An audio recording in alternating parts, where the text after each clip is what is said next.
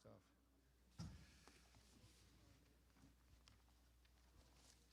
Doesn't mean you have to stop talking. You visit among yourselves. Don't worry about it. It's okay.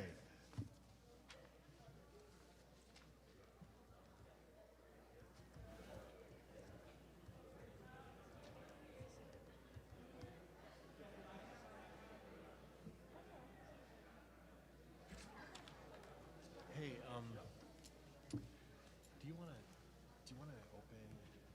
open and just do the driver's ed hearing? Yeah. Because we did publish in the paper that it was 7 o'clock. Just get that on the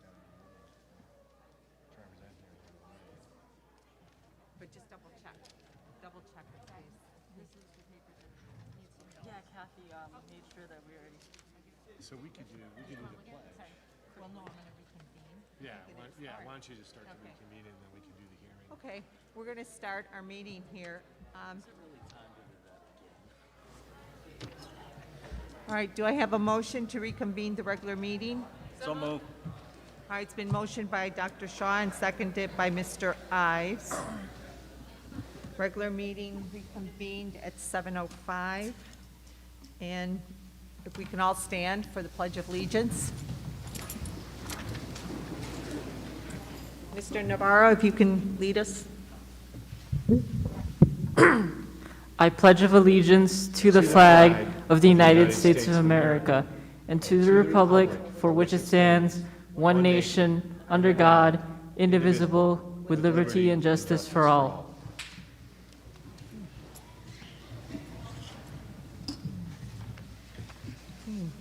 I'm going to start with a public hearing. It's going to be the application for the waiver of the ISBE rule for driver education fee.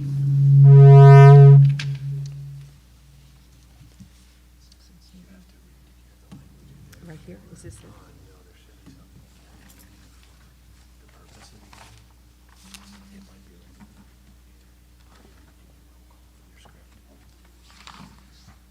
Okay, sorry. All right, the purpose of this hearing is to seek a waiver of rules, section 252.30A3 from the State Board of Education on the fees charged by the district for driver education behind the wheel course. Current Illinois state law allows for schools to charge $50 for behind the wheel course. The cost of running the course is significantly more. State law allows districts to apply for a waiver to the Illinois State Board of Education so that a school district may charge up to $250 for the behind-the-wheel course. Lockport Township High School would like to submit a waiver to the Illinois Board of Education so that we can charge $250 for behind-the-wheel course through the 2023-2024 school year. Is there anyone who would like to comment on the administration's request to submit a waiver to the Illinois State Board of Education so that we can charge $250 for behind-the-wheel course through the 2023-2024 school year? There is none. So, all right, in closing, do I have a motion to close the hearing to seek a waiver of rules from the State Board of Education on fees charged by the district for diverse education behind the wheel course? So move. Second. All right, it's been motioned by Mr. Ives and second by Dr. Shaw. Roll call. Shaw, Yeah. Navarro, Yes. Johnson. Yes. Ives. Yes. Yes. All right, now we have coming to our resolutions. Good evening. I am honored to start off our resolutions tonight. If I could have Kennedy Pitchford come forward, please.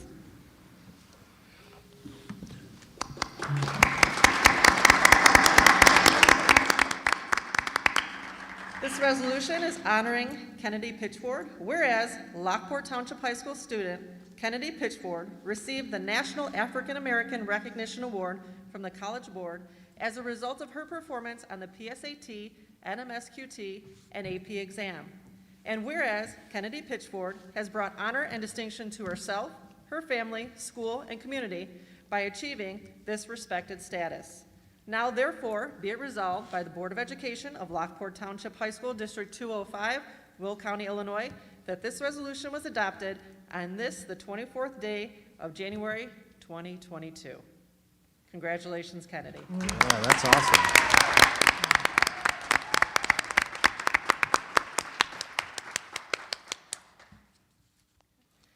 If I could please have Morena Ramos come forward, please.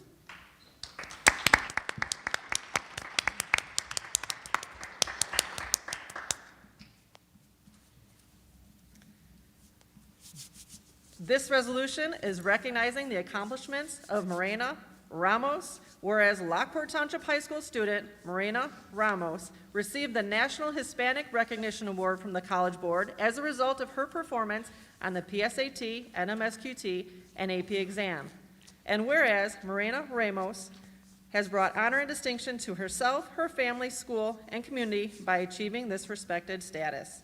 Now, therefore, be it resolved by the Board of Education of Lockport Township High School, District 205, Will County, Illinois, that this resolution was adopted on the 24th day of January 2022. Congratulations, Morena. You know, and of course, it didn't occur unless a picture's taken, right? But I don't know, Kennedy and Morena, if you understand this, but last year, 3 million of your peers across the country took the PSAT and NMSQT, and you two are in the top 1% of those 3 million. So that's pretty amazing. And do you have any, significant people in your life that we should salute? Because we know none of us achieves anything. Looks like your parents, Kennedy. Yeah, let's give it up, Great job. Yeah, that's right. That's right. That's right. Morena, anybody supporting you back there? Looks like you got some supporters. Yeah, that's awesome. And, I would say, Kennedy, Morena, sometimes students with this award say, well, I did well on a test. Don't think of it that way. That test really is the aggregate of your whole life, of making great decisions, doing the right thing, being at the right place at the right time, studying maybe when you could do other things. And you have earned yourself a key with this status as you look at what you're going to do next year that'll open up a lot of doors. So be grateful for the people around you that lifted you up, especially grateful for your teachers throughout your whole academic career. We're certainly proud of you and very grateful for you. So congratulations, amazing. I'd just like to also, on behalf of the Board of Education, thank Kennedy and Morena, for that great accomplishment. I know parents, you must be very proud of these two individuals. And again, congratulations. Good evening, everyone. At this time, can I please have LTHS Assistant Athletic Director, Matt Eber, please come to the front. Oh, yeah, right on. Let's give the man some applause. This resolution is recognizing and honoring the accomplishment of Assistant Athletic Director Matt Eber. Whereas Matt Eber has been recognized by the National Interscholastic Athletic Administration Association as a certified athletic administrator. And whereas Matt Eber earned this status by demonstrating the highest level of knowledge and expertise in the field of interscholastic athletic administration, and is one of the elite group of interscholastic athletic administrators nationwide to attain this level of professionalism. Whereas Matt Eber has brought honor and distinction to himself, his family, school, and community by achieving this elite status. Now, therefore, be it resolved by the Board of Education of Lockport Township High School, District 205, Will County, Illinois, that this resolution was adopted on this 24th day of January, 2022. Congratulations, Matt.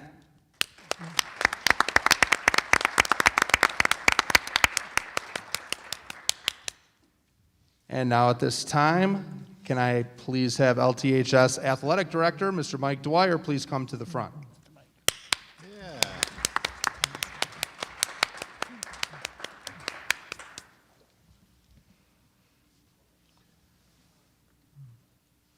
This resolution is recognizing National Athletic Director Day, which was on December 14th, 2021. Whereas Lockport Township High School Athletic Director Mike Dwyer possesses a passion for athletics, strong leadership, excellent communication skills, and demonstrates every day what sportsmanship means. his consistent dedication and hard work shines through in all Lockport Township High School athletes. And whereas Mike Dwyer has brought honor and distinction to himself, his family, athletes, school, and community by achieving the respected status of athletic director. Now therefore be it resolved by the Board of Education of Lockport Township High School, District 205, Will County, Illinois, that this resolution was adopted on this 24th day of January 2022. Congratulations, Mike, and thank you.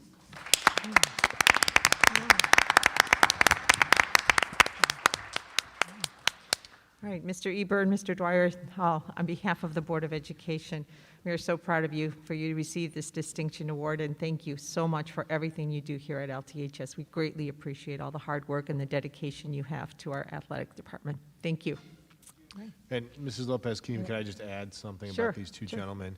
I went to a dance competition, and there was someone doing custodial work with the kind of spill that nobody ever really wants to clean up. Somebody gotten, very nervous and had lost that nervousness, and there was somebody cleaning that thing up, and that was Mr. Dwyer.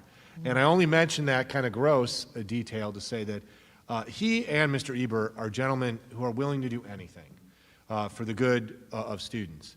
And oftentimes we're going to hear all about music too. We sometimes say when we have amazing musicians, amazing band musicians, we say, oh, it's all about the kids. When we win state championships, we have, such success in athletics, we say it's all about the kids. But that never happens without someone who's trying to lift the program up. Hosting sectionals, hosting regionals, saying, let's go to Arizona. Even in this pandemic, let's compete. Dealing with a crazy superintendent who says, in COVID, let's for 2 summers, do athletic camps with 800 kids. And this is even pre-vaccination. And just having a vision for what athletics can be is so important. I think one of the reasons why we're here today is I think the students would recognize that what you do in music, what you do in athletics, is as important to your high school memories as what you do in the academic classroom. So you are both tops. You are the top of your game. And you're very modest, Mr. Eber. We know that that's like the doctorate of athletic directing. So outstanding job, outstanding job.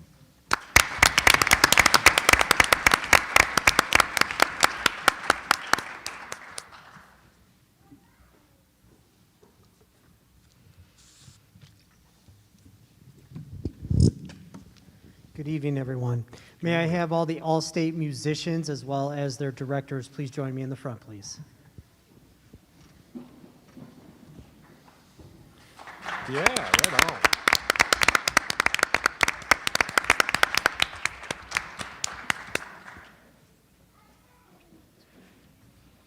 Resolution recognizing the accomplishments of the Lockport Township High School Band.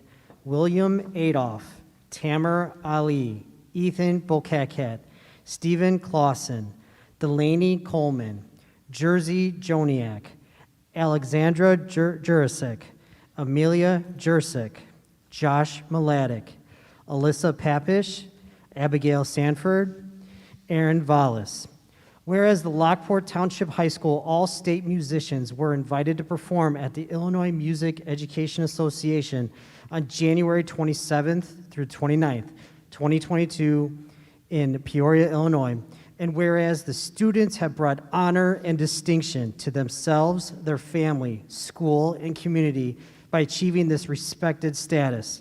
Now therefore be resolved by the Board of Education of Lockport Township High School, District 205, Will County, Illinois, that this resolution was adopted on this 24th day of January 2022. Congratulations. Yeah, right on.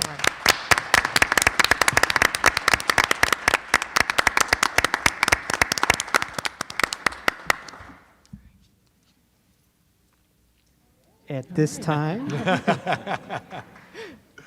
Well done. Well done. On behalf of the Board of Education, congratulations on being selected for this, this Illinois Music Education Association. And I know you guys will have a phenomenal time in Peoria. I know I had 3 kids that also went through that, and it's a memorable event for them, and it still is to this day. But thank you and congratulations. At this time, I'd like to invite the Wind Symphony and their directors up to the front of the stage, please.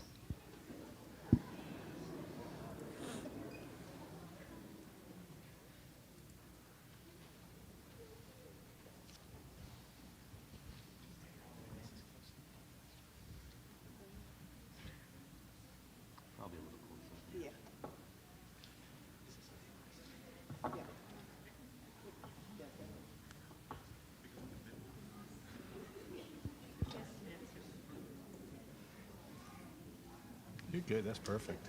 You can use a wide-angle lens. Resolution recognizing the accomplishments of the Lockport Township High School Wind Symphony. Whereas the Lockport Township High School Wind Symphony was selected to perform at the Midwest International Band and Orchestra Conference at McCormick Place in Chicago, Illinois, December 18th, 2021. And whereas the students have brought honor and distinction to themselves, their families, school, and community by receiving this prestigious invitation. Now therefore be resolved by the Board of Education of Lockport Township High School, District 205, Will County, Illinois, that this resolution was adopted on this 24th day of January 2022. Congratulations. Outstanding.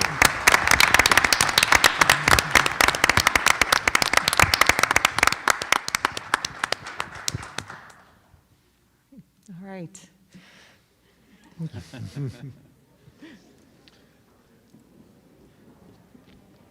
Hope they don't leave, but, Yeah, don't leave quite yet. Don't leave oh, quite there'll be yet. comments, but yes, Wind Symphony, I just wanted to give you on behalf of the Board of Education, congratulations on being selected there for the Midwest International Band and Orchestra Conference. I was there to see you perform on that day, and it was an awesome performance. I had many compliments from everyone, and it was so good to see your parents there. And again, I know how your parents feel because I also went through it twice with my two sons and my daughter. And again, I know as parents, they were also very thrilled to see you perform up there in such a prestigious event. But thank you so much, and again, congratulations.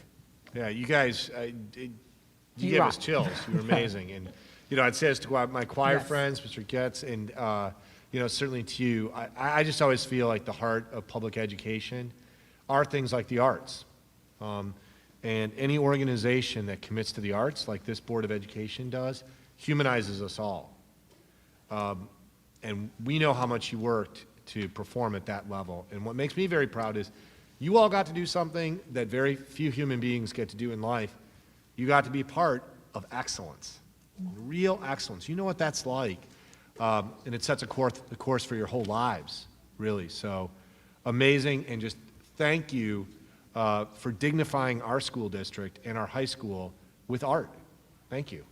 You humanize us by what you do every single day. Don't discount it. And you humanize yourself, too. So great job. Great job. Yeah.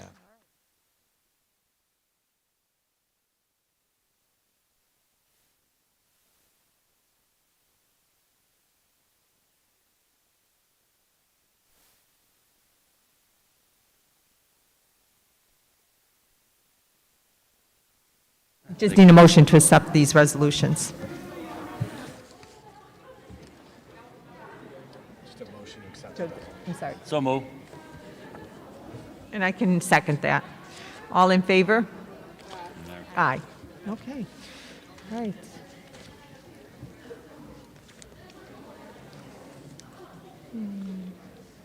Good night.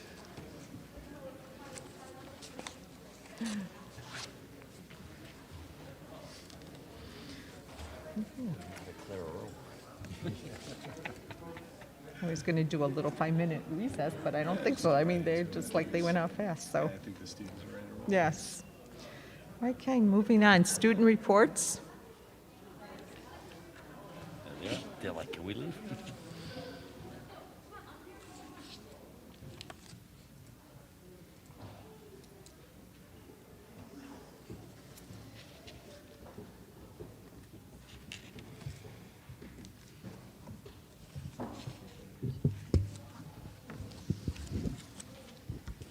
Hello, I just wanted to reintroduce myself. My name is Francesca Frieri, and I'm a senior here at Lockport. I'm Anna Andertich, and I'm a junior. And my name's Charlie Altman. I'm also a junior here. Okay, so we just wanted to start off our report by talking about our experience, especially with the rise of Omicron and how the transition has been coming into second semester. It's all been very positive. It was a little bit hectic to start off with just because there was a lot of teachers that were out and a lot of our classmates were out, but it was definitely a positive experience just being able to be back in the building. It definitely makes a huge difference, regardless of whether your teacher is there or not, like sitting in the classroom and being able to be surrounded by your classmates, even being on a Google Meet. Like my biology teacher was out for the first part of break, which was difficult, but it felt very similar to like the real classroom experience, just being able to be surrounded by all of my classmates and laughing and enjoying the Google Meet with our teacher on there, but all still being able to be in the same classroom together. So that made a huge difference. Just like Fran had said, a few of my teachers were also gone the first week back, but one of my teachers also had a Google Meet, and the difference of being on a Google Meet with your whole class as opposed to last year when you were by yourself just at a desk, just being around your peers and getting the help from them, like, just is way better than doing it on your own. So definitely staying in person is definitely a necessity, and I'm glad that last semester we were able to do that, and I hope that this semester we stay the same. I definitely agree with both Anna and Francesca. I've also had a couple teachers on Google Meet, and it was the sense of community, just being in the classroom together, that made the whole difference, because we were able to laugh and talk to each other, which is something we were really deprived of during remote learning. So it's great to see that that's a priority, keeping us in the classroom, because that's really crucial to our learning and our social well-being. Otherwise than that, I've tried to live my life as normal, so it's really the other external forces that are hindering me, but overall it's been positive. In addition, I just wanted to add on to that by saying that the overall vibe of the student body is very positive. I think a lot of people, just because of COVID and stuff, just assume that we are all very miserable just coming into school every day. And I just wanted to reassure you that that is not the case. I think over the past 2 years, we as a student body have developed a sense of resiliency towards the circumstances, and we are very flexible and just like abiding by the rules, and we want to stay in the building, so we're willing to do whatever it takes. But everyone is very just happy to be back, and we're also able to do extracurriculars still, which is very helpful to everyone, I think. I think Anna wanted to touch on that a little bit as well. This past week, we actually just started our track season, so being in athletics, and I know a lot of our student body is in athletics, as well as other clubs and activities, and honestly, this past week has been like the most normal week since freshman year before COVID, and I'm just very grateful that this year we are starting to get those more opportunities to be able to be just as involved as we were before COVID, so I'm very grateful that we're still in person and that we could still do all of the things and be involved in all the things that we loved before COVID, so it really hasn't made much of a difference. Like, we're still very excited to be part of all those things, even with everything else going on. The next thing that we wanted to touch on is TWRP. We were very excited to receive the news that we will be receiving a TWRP this year. It was just announced that it will be in May, so it's going to be outside again, which we are very thrilled about because we did really enjoy having homecoming outside, and being able to have TWRP in general is definitely a positive thing for students to look forward to, so we are very excited for that. We are still planning a TWRP-like week in February, so we still have something to look forward to for the February month, but I think moving TWRP to later in the year and having it outside is a very good idea, since homecoming was such a positive experience for basically the whole student body. So I'm very glad that we could still keep the week in February and still have involvement in that, but also have the dance, and it'll be better weather and everything too, so. I agree. I'm really excited to have it outside again. That was something I really enjoyed about homecoming. I was skeptical about it at first, but it all turned out really well, and it gave a really unique atmosphere to it. And I think that's something that will be interesting to see how it works with TWRP, because a lot of it is it's being in the middle of the winter and it's something you can look forward to. So I don't think that necessarily pushing it back every year is something that we should continue doing, but I think it's a temporary solution when inside circumstances just aren't going to cooperate with us and the legislation we have to deal with. So overall, I think it's better to have it in February, but this year with all the stuff we're dealing with, it's better to have it outside. So this is an exception, but I'm really excited to have it.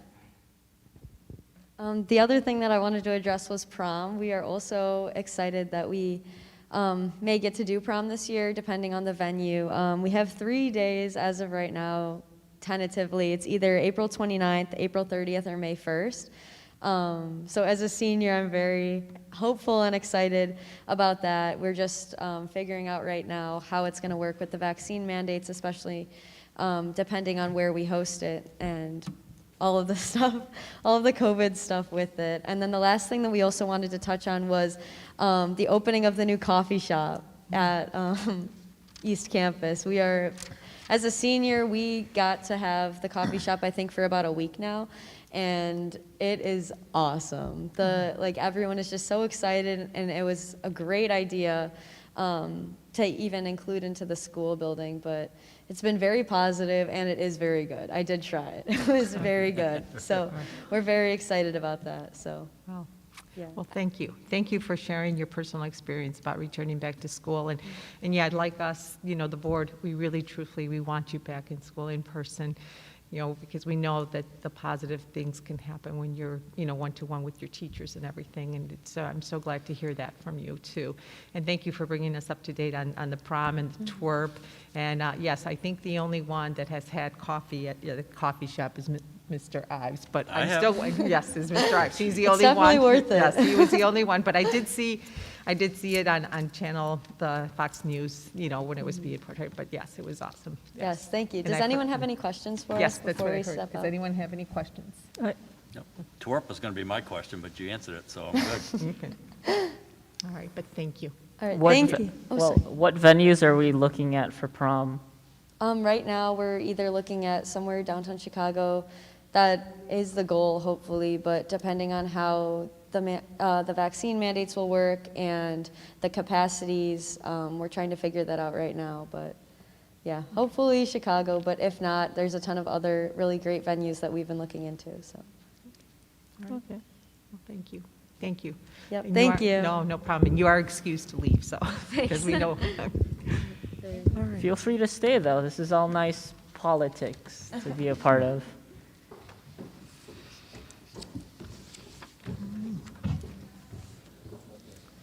All right. Aaron Cooper. AFT report, Ms. Karen Cooper.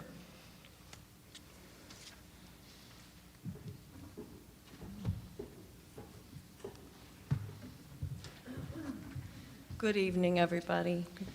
Just some updates for the semester and where we are. I mean, for us, we're attempting to get some of those celebrations back in. We hope to be able to have a party for our retirees. We're planning those late May things in hopes that that works. Trying to shift our Christmas party to a Cinco de Mayo party and get some venues that can work inside and out, just to get that, a safe zone of just celebrating again. So that's where we are with that plan. And we were working on the membership and kind of talking and getting feedback about Compass. And so today we sat with Dr. Green and we just talked through some of the positives, a lot of the successes, lots of good feedback from staff on that. I think they're finding a lot of positives in it. And then we just talked through some of the challenges from, scheduling and things. And we had a great conversation. So I truly appreciated being able to have that conversation with them. And I just want to reiterate how thankful I am that the board and administration consistently offer us a seat at the table in conversations with steering committee, us being part of the safety plans for COVID, and just, we appreciate that, truly. So again, safety is number one. But we also are thrilled to be in the building doing the best that we can to educate the kids, and I agree, it's been great. So appreciating all of the things that you have implemented and thanking you for taking care of us as much as you can, kids and us. So thank you. Thank you. Thank you. Thank you, Ms. Cooper. right. The IASB Governing Board Report. Okay. ISAB report. The next thing that's going on is the legislative breakfast, which is coming up.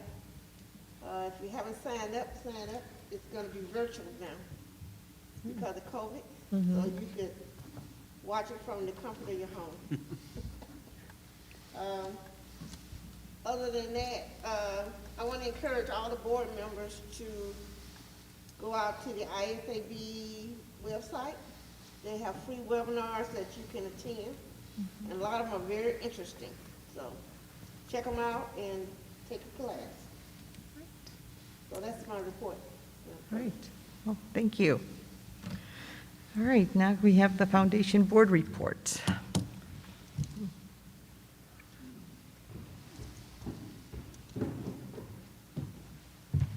Good evening. Just a couple of things real quick. I had the distinct pleasure of awarding the Maroon Apple Awards for first semester just this past January 7th. And those winners were Mr. Roger Ebert and Mr. Bill Lasasso.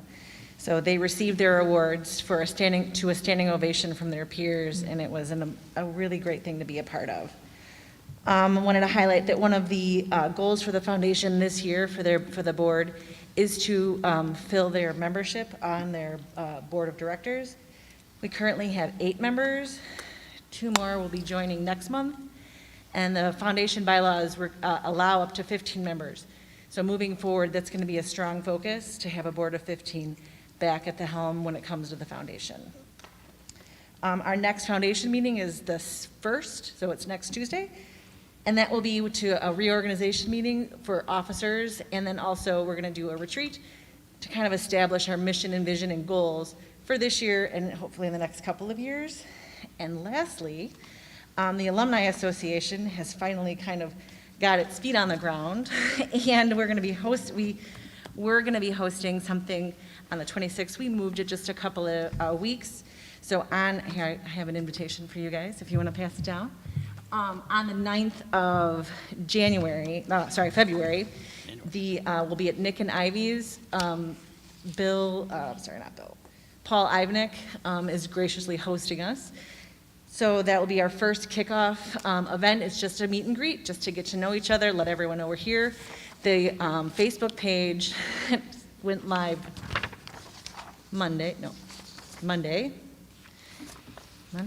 Facebook page went live just a little while ago, and now there's 200 people that like the alumni page. So we're excited to see what we can do with that and kind of get everyone connected and reconnected. And yeah, I'm excited for all the things. And Tim Russ has been willing and amazing to help with pictures and insight to this building and all of its history. So, Great. Any questions that I can answer? Great, thank you. No, thank you.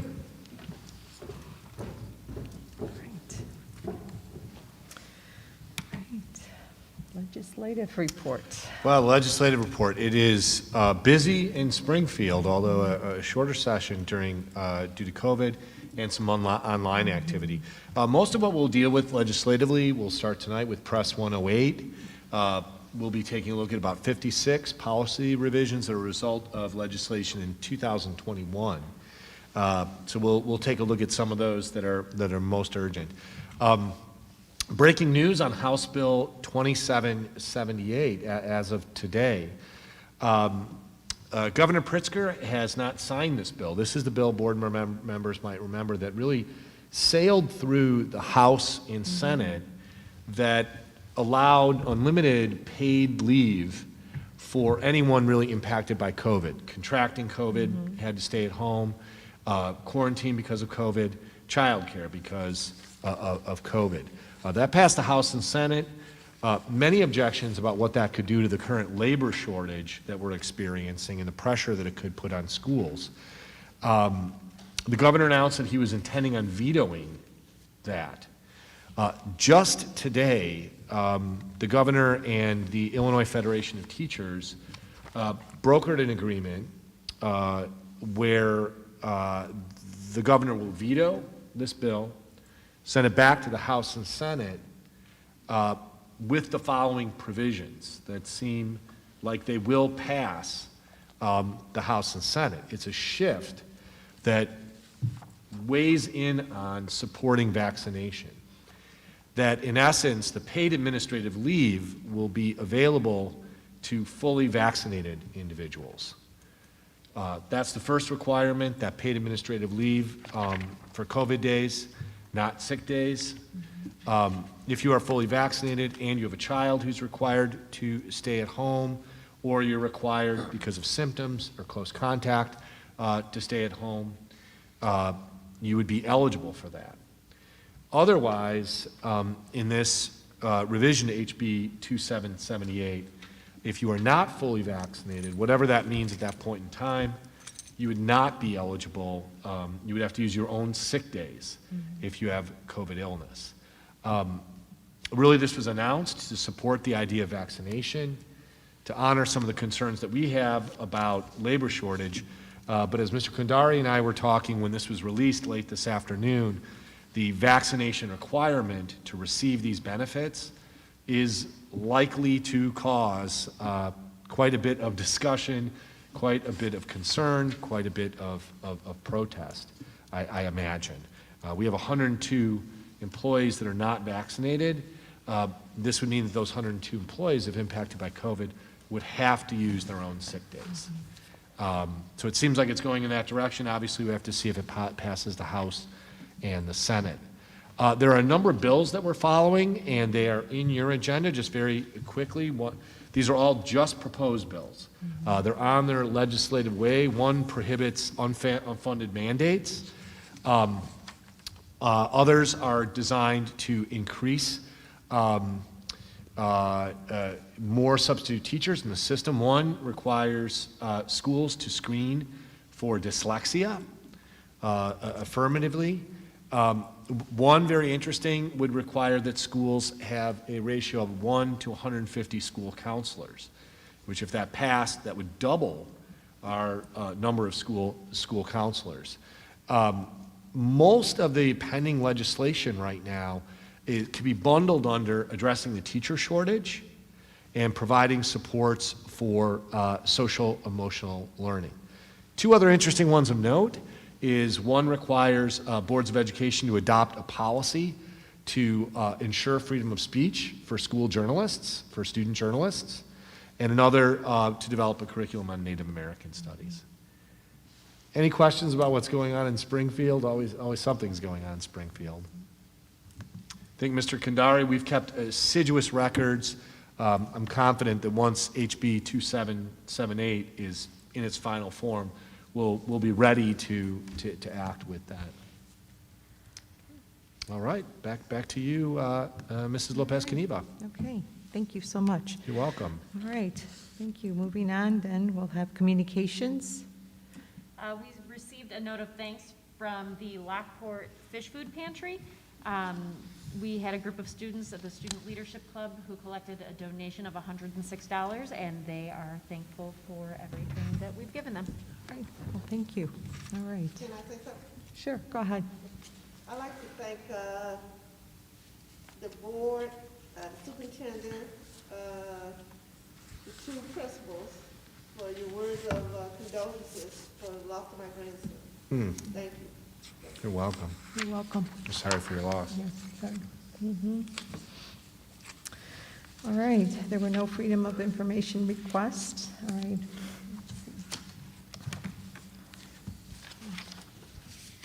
Moving on to my cheat sheets here, right? Let's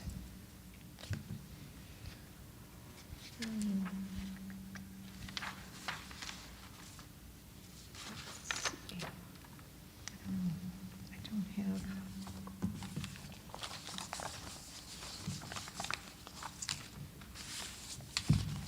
Sorry, just reading this.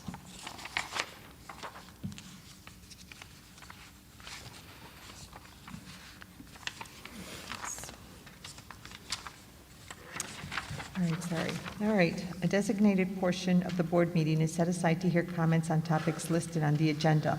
A person wishing to speak must sign in and provide all information requested on the sign-in sheet, including the agenda item they will be addressing.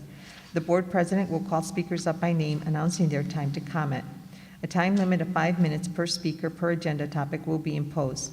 The purpose of requesting such information on the signage sheet is to obtain the correct spelling of the name of the speaker and contact information, which will be used for any necessary board follow-up. The school district expects mutual respect, civility, and orderly conduct among all people on school property or at a school event per Board Policy 2:230 and Policy 8:30. Any person who engages in conduct prohibited by this policy may be ejected from school property. The person is also subject to being denied admission to school events or meetings for up to 1 calendar year, and there is none. All right. Next, we'll move on to our approval items. Just need a motion for the approval of the regular meeting minutes and the closed session meeting minutes of December 13, 2001. So moved. Second? All right, it's been moved by Mr. Ives and second by Dr. Shaw. Are there any questions or additions to those minutes? Hearing none, roll call.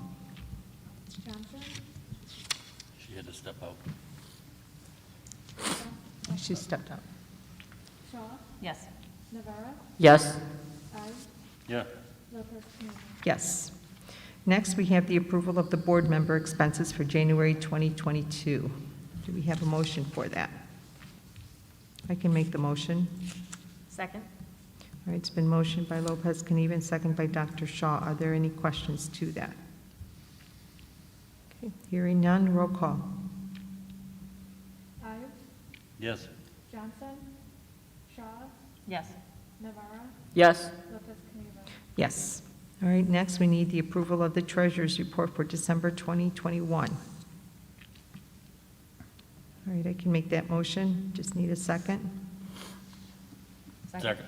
All right, it's been motioned by Lopez Caniva and second by Mr. Ives. Are there any questions? All right. Hearing none, roll call. Yes. Yes. Yes. Yes. All right, next we have the superintendent update. All right, thanks so much. A couple things just to update the board on. The Martin Luther King Jr. Day On. 2 great events last week with Mayor Steve Streit and grand opening of Belltown Grounds. How we've been doing with Omicron, our demographic report, and show you a little bit about board meeting and structure discussions. Just to start with the Day On, first a list of people to thank: Lori Cristofero, Angela Adolph, Grant Furkelak, Jen Crosby, Jeanette Castillo, Jen Webb-Ray, John Greenan, Tim Russ, all played a crucial role in planning this, as did the Lockport Chamber of Commerce, Annette Parker and Tom Crosby. And thank you to Dunkin' Donuts and to Jewel for donating donuts to kind of kick the day off. Who knew? I found out. Who knew schools can be so dusty? Tim Russ and I had a squad of about 20 students. We cleaned doorways, windows, and surfaces for dust. And it was a morning from about 8:30 to 12:30. We were cleaning, and it just, it felt good to kind of add a back. It was a great event celebrating Martin Luther King's legacy of, instead of taking a day off, taking a day on. And it's really part of what we're trying to do to affirmatively fulfill the board's graduation requirement of 40 hours of community service. Many students earned anywhere from 3 to 4.5 hours. I was indoors. Dr. Webb-Ray and Mrs. Cristofero were out in the forest preserve cleaning up with students. So it was quite an event. Last week we had 2 events. A chat, something new we're trying. We're hopefully bringing board members into it. Steve Streit. The other 2 mayors of Crest Hill and Homer Glen couldn't attend this time. But just an informal chat with people who would like to sign up and come on in and just have some personal time, a cup of coffee at Belltown Grounds, and dialogue about some things. We talked through school district transparency, curriculum development, parent involvement in curriculum development, and returning to a time when parents can be more on campus. We also had a ribbon cutting, Belltown Grounds. It was great. It was a great day. Mayor Steve Streit came and opened that up, and again, the Chamber of Commerce supported us with that. It was covered by Fox News. Really, really outstanding. And Kudos to Angela Huntington. Dr. Huntington is somewhere here, and her entire staff really have made this vision a reality. And at the heart of it is providing real employment opportunities for our students with special needs. And that's really a board goal for every student. And this is one way that we enfranchise our students into that. Omicron variant surge, we are back into it. And I would say, you know, for board members who've seen my weekly update to you, these are numbers we have never seen in this pandemic in terms of rates per 100,000, positivity rate. It's almost so high that it sort of defies, we've never seen anything like it. And it certainly has taken our toll. I think all of my colleagues here who are in front of you, from Karen Cooper in the back, all the way up to Mr. Thompson, Jeanette Castillo, everyone here has put their shoulders in some way to sub in a class, to arrange subs, to be a COVID on-call administrator on the weekend, to contact trace, to enter information. It has definitely taken its toll. It's been an uptick of students out, and when students are out, that means that teachers have to work very hard to help those students keep up. When staff are out, we have to help them, support them, and cover them, and it's just been an all-hands-on-deck situation. It does seem, I don't even want to say it out loud, my 4-week trend chart from Children's Hospital Philadelphia has us on the downside. And it feels like we're on the downside. I just don't want to say that out loud too much. But it is still a reminder to us of how rapidly this thing can cause some real havoc. And as I mentioned earlier, there's an article in your folder tonight that talks directly about that. It has renewed my belief, as you know, as we talked about earlier, that the mitigations that we're using are the things that separate us from what's happening in broader society. As bad as our positivity rate and cases were, it is very small in comparison to what's happening in the community, where they're just, like a lot of things in school, aren't the restrictions that you would see. We have rules in school that you don't naturally see in public life in order to keep the institution moving forward. And so we are really doing the best job we can to navigate this, and more than anything else, just staying true, as Mrs. Cooper said, being safe and keeping school open and in person is really what I know the board is dedicated to. And please stop me if you have any questions about any of those. 2 discussion points I wanted to engage the board on. We did receive, it's in your folder for you this evening, the demographic 10-year projection from Jerome McKibben. And I think it's a fairly important document. It helps us with quite a bit of future planning. Already, I know Homer 33C, last week, their superintendent and I were at a Homer Glen Village Council meeting. My colleague at Homer 33C has referenced this. I've talked to Ann Lopez-Knieven. One of the things that we think that the board should take advantage of is meeting with Jerome McKibben. Mrs. Croy was in a meeting with him and myself and other superintendents. The written report can take us places, but as you experienced once with Mr. McKibben, and that was just Zoom, he has an encyclopedic knowledge of future trends. And I would strongly recommend that we either spend an evening with him or a Saturday morning with him just to pull apart this report and what it could possibly mean for our district and our future, in terms of our facilities, in terms of our planning, in terms of our Cedar Road property. Talking to Mr. McKibben, Ms. Lopez-Knieven and I started with maybe a Saturday morning. He is available February 12th, but that is the IASB legislative breakfast. He's also available February 26th.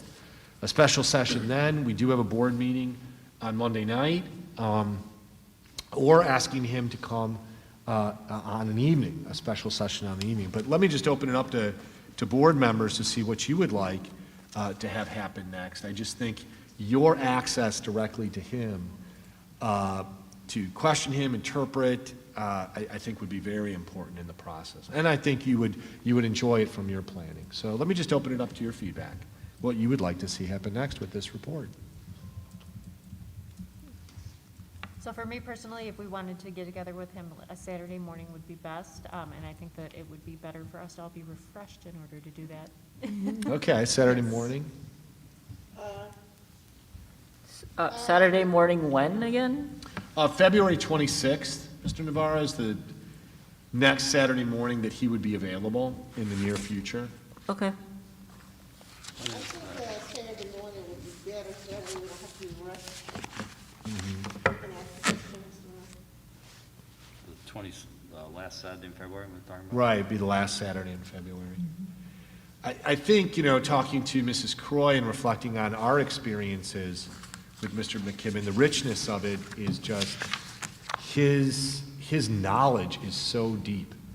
And it would probably allow you just to build off of observations that you have and questions. With your permission, what I would do is reach out to him, obviously to check his availability again, and then I'll communicate with you, and, we would maybe look at setting that special session up. If you don't mind in your calendars, looking at that Saturday morning as a time, that we could set aside maybe for about 3 hours to really make it a single issue. The second issue, just with the board's permission, coming out of the III conference, many of us attended Open Meetings Act sessions that other boards of education said, here's how we run our meetings. We had lots of ideas about framing our meeting, streamlining our meeting, and what I might recommend is that I sit down with Mrs. Lopez-Caniva, Mr. Ives, and then we bring to the board some recommendations for you of some streamlining that we could do for your approval, for your endorsement, if we do a subcommittee. And I just wanted to get your feedback, your comfort with that as a way of moving forward.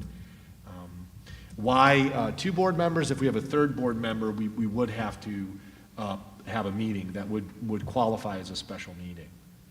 And we thought we maybe could do some work as a small group and then in a public session advise you of some streamlining we thought we could do. Any questions about that? I'm all for streamlining as long as we don't make it too Too tight. where we losing the essence of what we're supposed to be doing.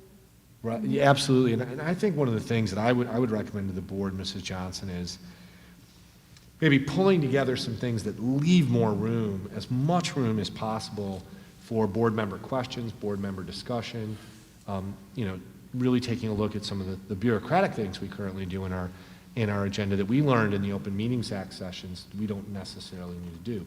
For example, to give you an example, we're not required by the Open Meetings Act to have public comment on agenda topics and public comment on not on agenda topics. Those can be consolidated into just public comment. Is that something in discussing, with Dick Ives and Lopez Caniva and then bringing to you that we would want to do?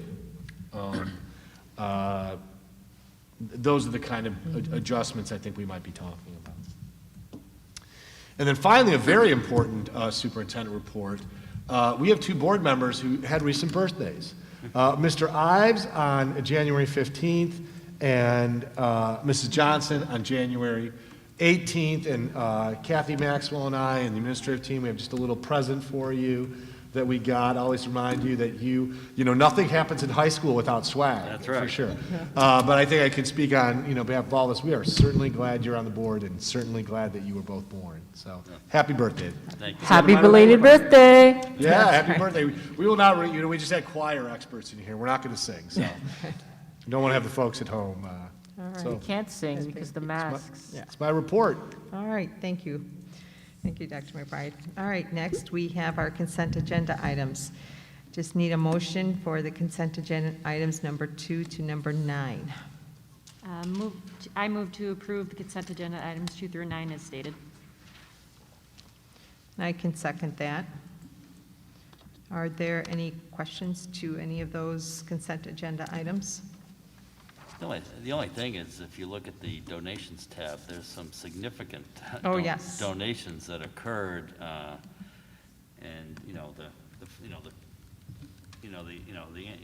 The Aline Andrew Foundation continues to be a big supporter of ours, and we appreciate that. And, it's the two new unique ones, are the architects. from the Bears in recognition of our outstanding football season with a coach, and DLA, who we do a lot of things, and they're such a great partner. They covered the costs for the going to the state championship, so I think that's fantastic. It is. I also want to commend for agenda item 8, just everybody, the fact that we've been able to keep student fees so stable for such a long time, that's a great thing. Thank you. Okay. All right. It's been motion and second, then I just need a roll call. Johnson, Yes. Navarro, Yes. Shaw, Yes. Ives, Yes. Lopez Caniva. Yes. All right, next, moving on to our action consideration items. Just need a motion to award the bus bid for 6 new school buses. So moved. All right, it's been motioned by Dr. Shaw and seconded by Mr. Ives. Are there any questions? All right, hearing none, roll call. Shaw, Yes. Navarro, Yes. Johnson, Yes. Ives, Yes. Lopez Caniva. Yes.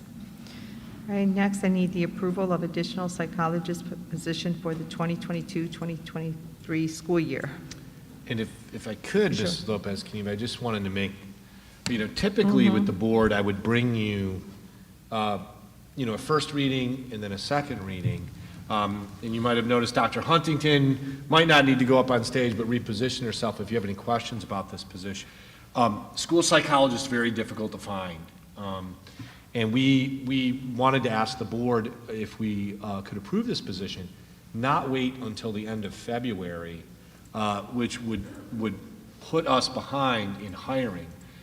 Even if we could dream to have a bilingual school psychologist, something sorely needed but very difficult. I was previously in a school district of 30,000 students, and I hired the only bilingual psychologist, just to kind of give you an idea of how tough they are to come by. But we probably won't have any luck if we're far behind.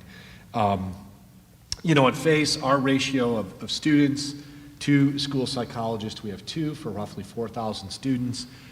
Very challenging, and certainly Dr. Huntington's at the ready if you have any questions for her. Any questions for Dr. Huntington on this position? Is this for the whole school district, or just one would be at East and the other at West? How would it work? Yeah, we currently have 2 school psychologists that cover both buildings. This third person would be allotted in the mix. So we could have one school psychologist based out of Central Campus, managing the students that are perhaps in the academy, as well as our students that are placed out of district, and the evaluation responsibilities that those students need as well, or could be split as an Alpha 3 school psychologist for both buildings. So if I was a student and I know when we did the one survey, a lot of students came back and said that they were feeling stressed over stuff.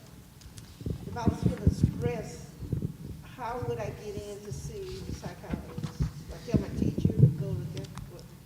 Typically, students in those situations, we would start with the guidance counselor or the school counselor, and then the social workers.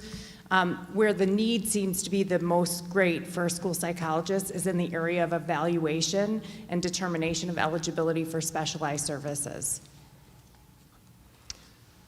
And that was my one other question was, what is the difference between the sociologist and the psychologist? Sure, there's different certifications that those positions need in order to determine eligibility. So our school psychologists do the evaluations and the assessments that are required in order to determine eligibility. Our school social workers look at the social aspects of things. They don't do the direct assessment of the student's academic and abilities in that regard. So they work together as a team. But there's certain things that only a school psychologist can do and certain things that only a school social worker can do.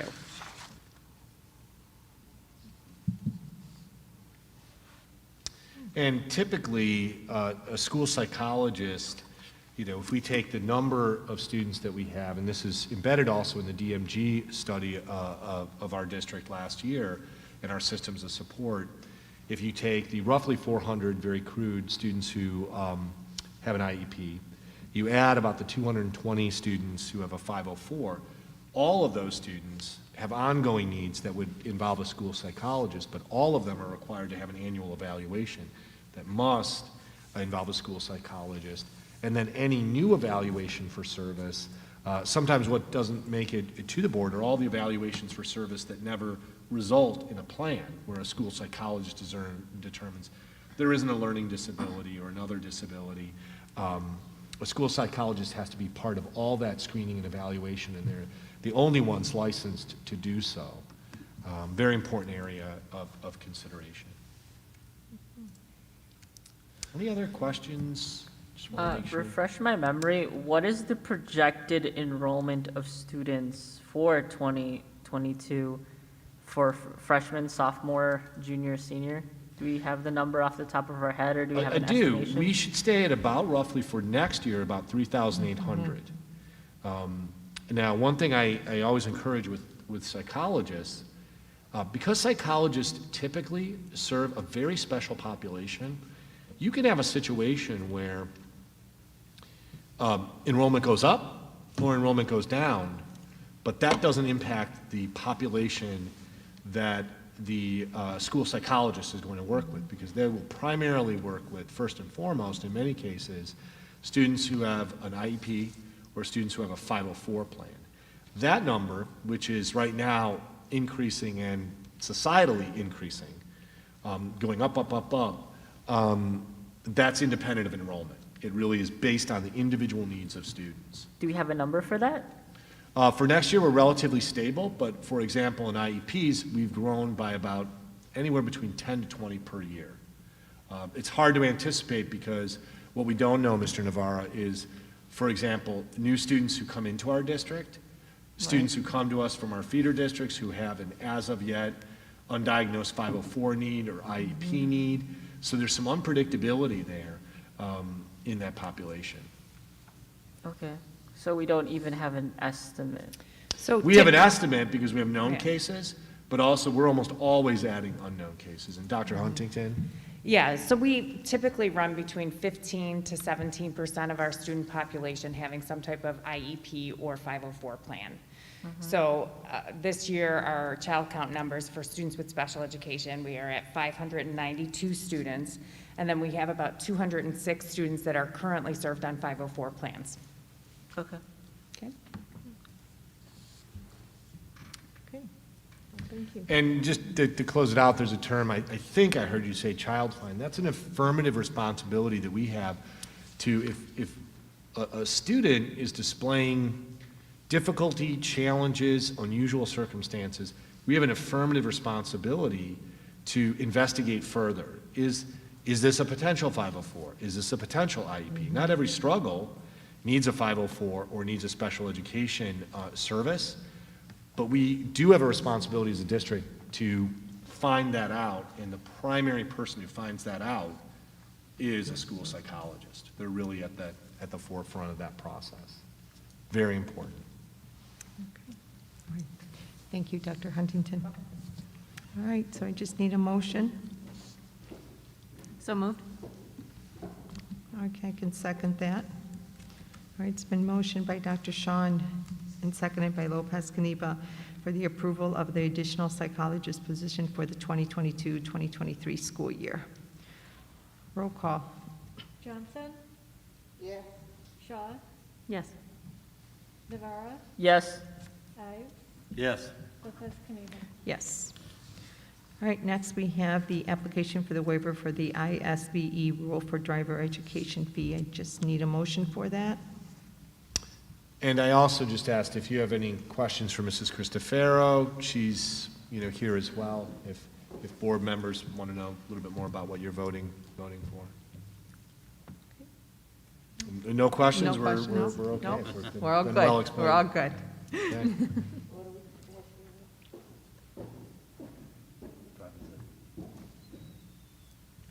Okay, I can make that motion. Just need a second. Second. All right, it's been motioned by Lopez Caniva, second by Mr. Ives. All right, there any further questions? None? All right, just roll call. Ives, Yes. Johnson, Yes. Shaw, Yes. Navarro, Yes. Lopez Caniva. Yes. Next, we have the action consideration approval of the copy paper bid. Just need a motion for that. So moved. All right, it's been motioned by Dr. Shaw and second, I can second that. Oh, okay, second by Ms. Johnson. Are there any questions to that? Just one quick question, just looking at these numbers. What year did Lockport finally go 1-to-1 completely? Does anybody remember? I'm sorry. Yeah, I'm sorry. Do you mind pulling your? Oh, sorry. What year did Lockport go 1-to-1 officially? Oh,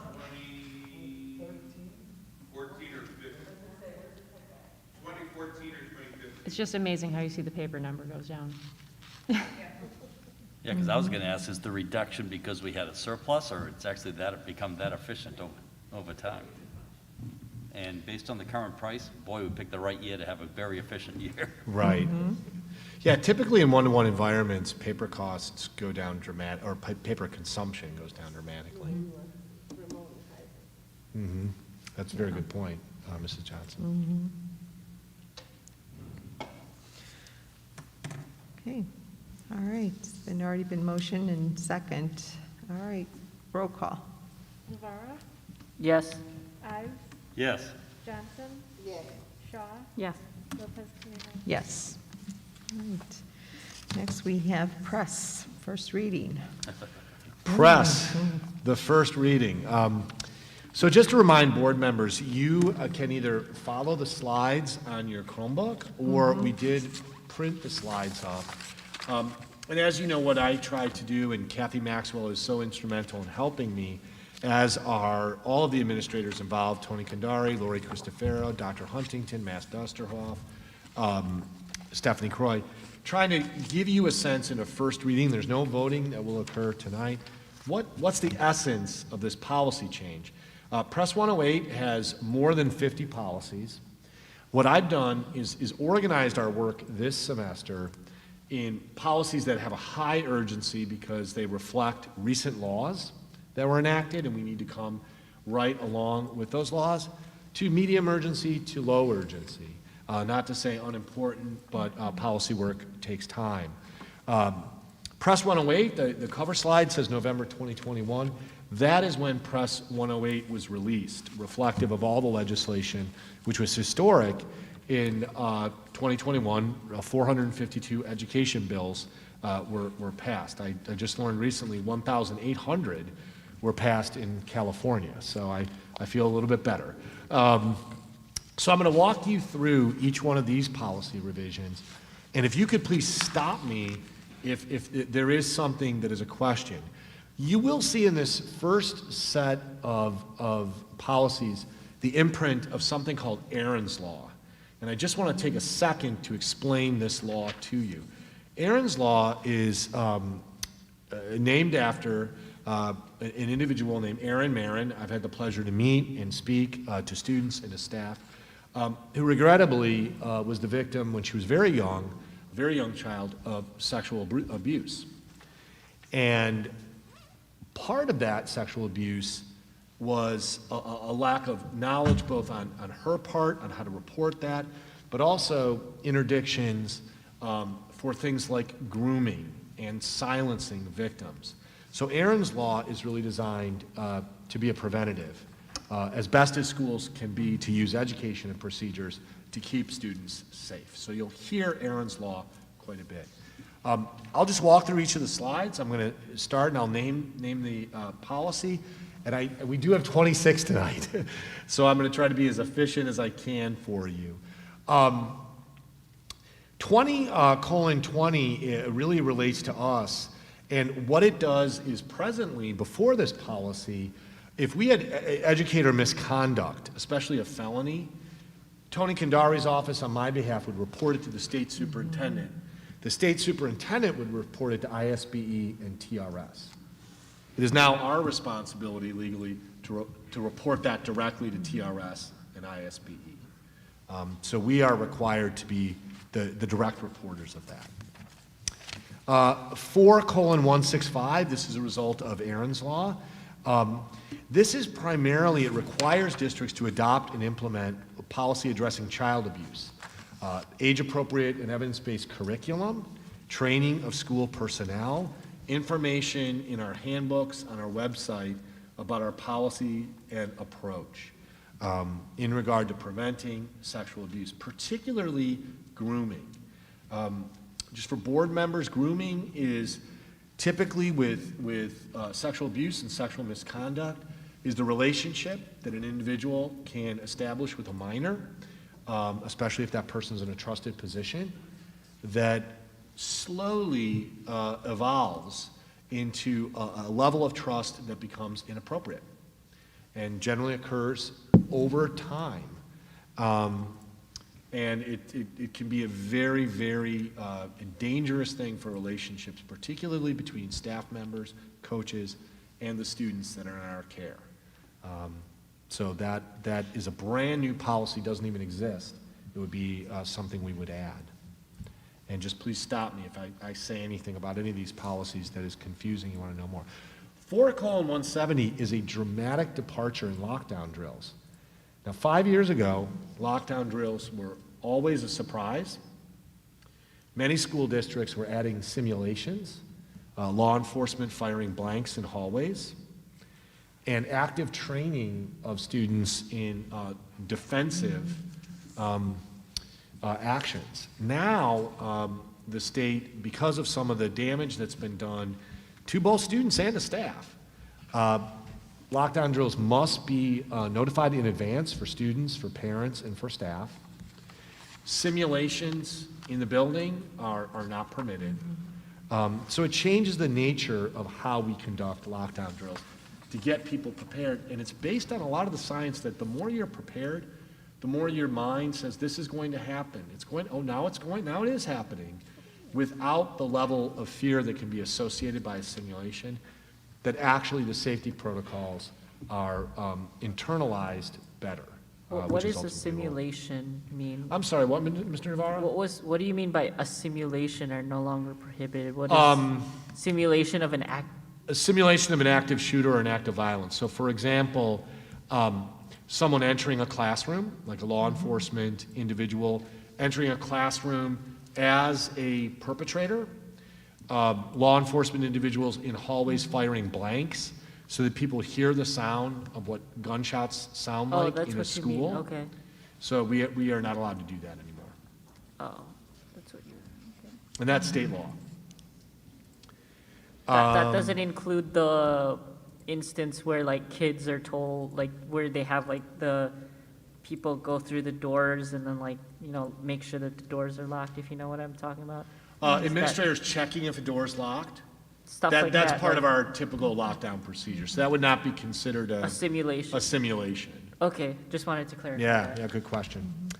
5:10 is equal opportunity and minority recruitment.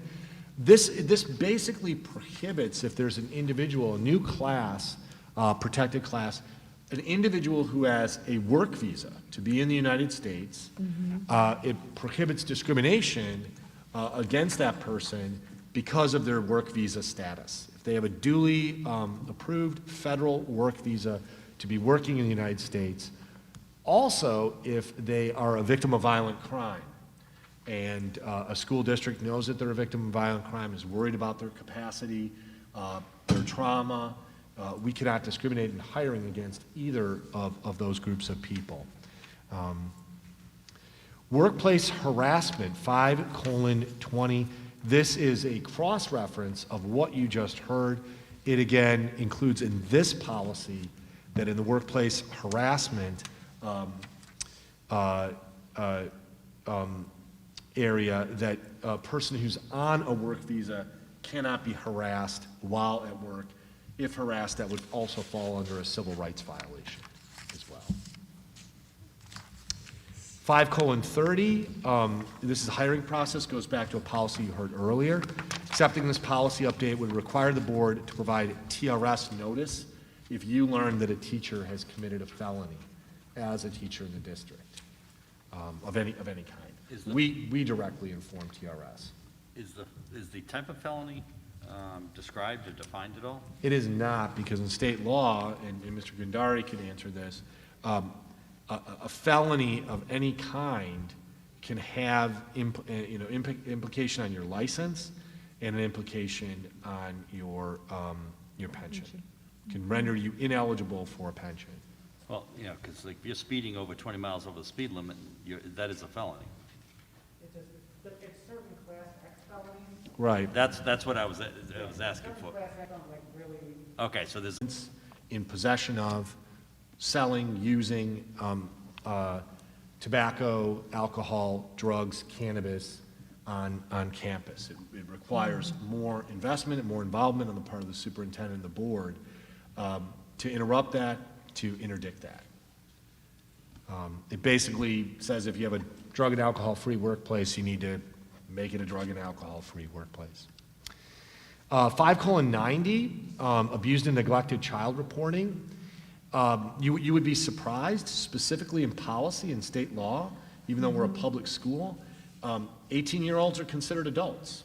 And abuse or neglect has oftentimes, when we've called DCFS, sometimes we'll get it, is this student 18 or over? And if they're adults, sometimes DCFS doesn't take our call. We do have students who are 18 to 22 years old. They're a vulnerable population.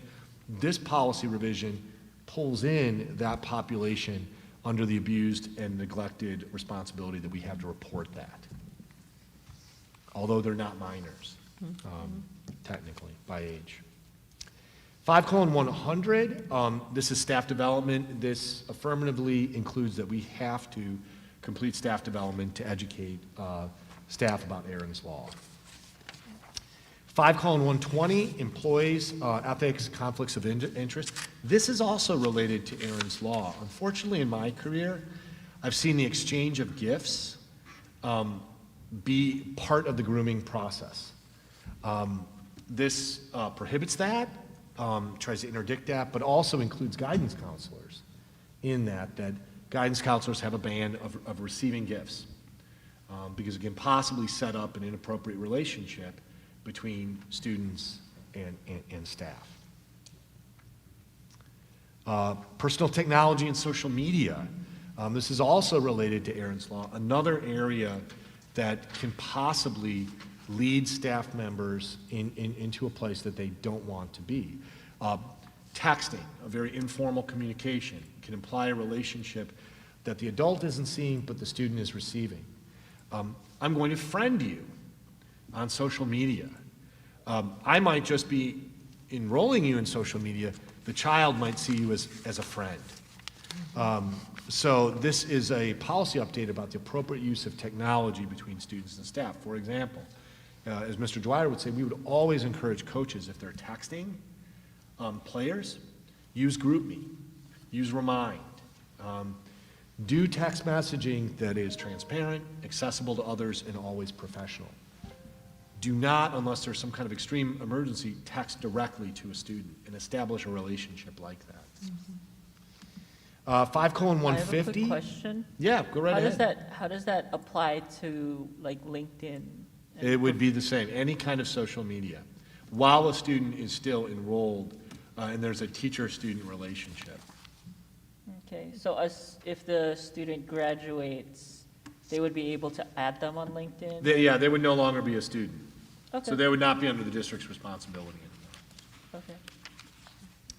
5:150, personnel records. This is an update related to the maintenance and access of personnel records in response to Aaron's Law. It's things that Mr. Kundari's office has to do and document if you have misconduct.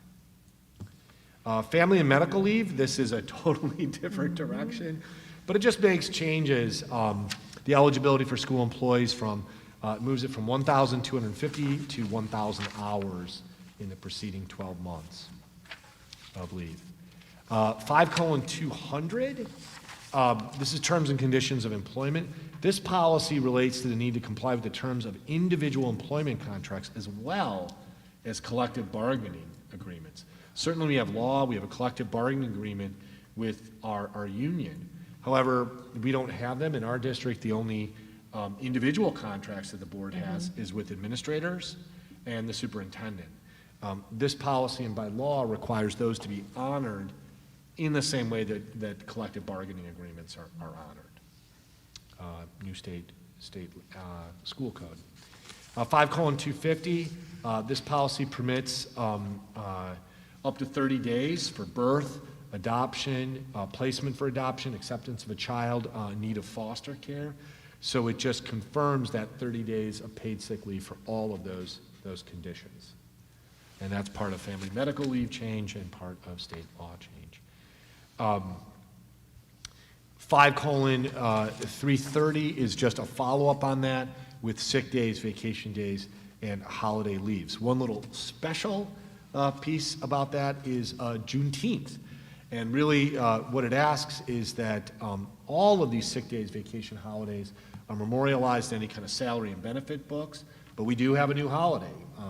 Monday, June 19th, 2023, I believe, next year, will be a day that the district is closed next year. So that should be memorialized. 6:15 is worth. They did election day, and we'll get to that So on. I think it's January, wasn't it like Muhammad Ali Day or something? That is Martin Luther King's Day. So the state added that. Is that the same day? It is the same day.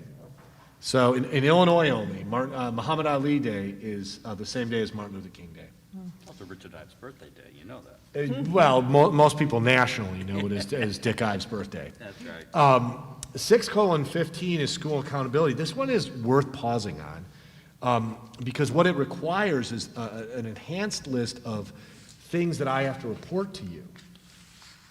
But being the well-informed board you are, actually the goals that you gave me of reports in my superintendent contract already preempt this. For example, one of the things I'm required is to do an annual safety and discipline report, which I usually do towards the end of the school year, dealing with safety. That's one of the requirements. I'm accountable, you're accountable to ask me to report out, and there's a list. We're already doing everything on the list. I'm going to have Mrs. Cristofero pause and come on up. I provided you in your weekly, the past couple weeks board update notes, and they should be in your folder as well. Just to give you a little bit of a primer, there was something called the Educational Omnibus Bill, and it made far sweeping. We have it every single year.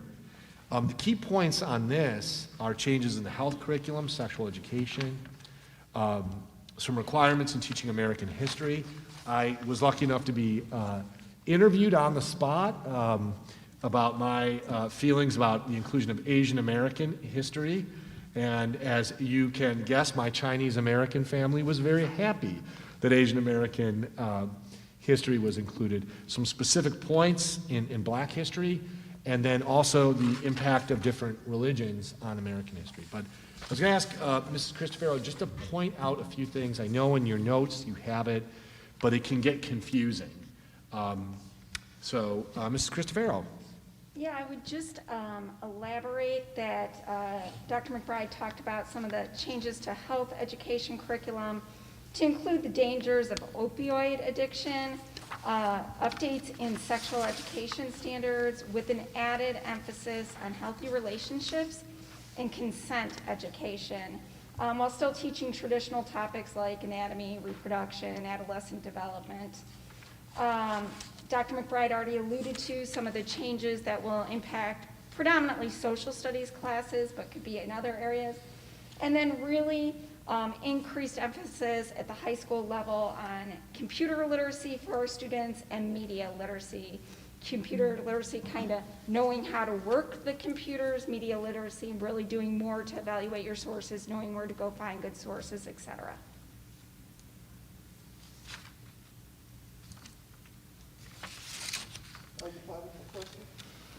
Yeah, just if there's any questions, it's a lot. Yeah. And I'd be candid with the board that the Illinois' adoption of the national sex education, National Council on Sexual Education standards has created some controversy. What I would say is every single discipline in our school has a set of standards. As an English teacher, there are national standards, social studies, national standards, math. They are so big, we could never teach them all in a year. We pare down in a course to what makes sense for our age, for our students, for our community, for their parents, and simply because the state has adopted a national set of standards does not mandate that we must teach every standard. So Mrs. Cristofero did a very nice job in that arena of what are the basics that we're teaching. One additional is sexting. We're required by state law now to teach the dangers of sexting, which I think are an important thing, and consent, another important accent to protect all students and to understand what consent is and what consent is not. Any questions for Mrs. Cristofero? Okay. Thank you. All right, thank you, Mrs. Thank you. Where you got your question, are you going to teach sex education? You say yes. And then the NSES curriculum, what is that? Those are the standards that I was just talking about, the National Coalition for Sexual Education. So Illinois adopted those national standards. It says identify curriculum along with the site name and contact information of a person if someone has questions on our website. Right, no, that's really our normal procedures. We do that with all who would be teaching health, and then their department chair, and then their building principal, and then obviously Mrs. Cristofero if there was a concern about anything being taught. Okay. Yeah, that's just that normal communication process. Do we log the questions that come in? I wouldn't say that we log the questions that come in, but we log them in the sense that usually they come via email or a phone conversation, and however they're resolved with a parent. Usually the log is the email communication that we have, which is, Mr. Dusterhoff's archive is eternal. So in that sense, they're But log. the reason why I ask is because if you would see a pattern or trends Right. of particular questions coming in, maybe you can get ahead of it. Yeah, you can get a handle on that, and you can see if there's a broader concern, for sure. Okay. All right. Thanks, Mrs. Cristofero. 6:120, just keep moving forward, and thank you for your stamina on this. This puts into policy something I've shared with the board, that students in our transition program who turn 22 during the school year, in the middle of the school year, can continue to the end of the school year. Requires districts, and this is school code, to automatically enroll students that meet or exceed state standards in English, math, or science on a state assessment in the next most rigorous level of advanced coursework beginning in the fall of 2023. What this means at face is that if a student takes a state assessment and meets or exceeds whatever level of math, English, or science that they were previously in line to enroll in, they would be automatically enrolled for the next most rigorous. This is going to take a year's worth of teasing out. As you know, we have a lot of conversation when students select and choose their courses. We also don't always receive state assessments. Sometimes we get state assessments in October, the results, and students are already in classes. This is state school code, so the board's required really to adopt this, but we have until the fall of 2023 really to tease out what's best for students, what's best for teachers, system, and ultimately what this is getting at is any kind of perceived or false gatekeeping if a student shows that they have excelled, holding them back from going to a more accelerated level. So a lot of work to do on this, and the state has some work to do because we can't act on state scores that we don't receive either. 7:30, interesting. 7:30 is not necessarily relevant to us, but we do have to adopt it. And in the event that we ever draw up any kind of new attendance areas for any reason, but it prohibits the superintendent and the school board from making changes or revisions that segregate along racial or ethnic lines. So they're prohibited from saying this group can only go here, that group can only go there. Not necessarily true for us in our attendance boundaries now, but in the future could be the case. 7:180, it prevents bullying, intimidation, and harassment. And what it does is it ups the student accountability that if it's bullying, harassment, or intimidation based and through an investigation, appropriate investigation, based on religion, race, or ethnicity, or any other category in the Illinois Human Rights Act, that the accountability for that incident is increased. The level of response is higher and stronger in that case. 7:240, you might be surprised by this.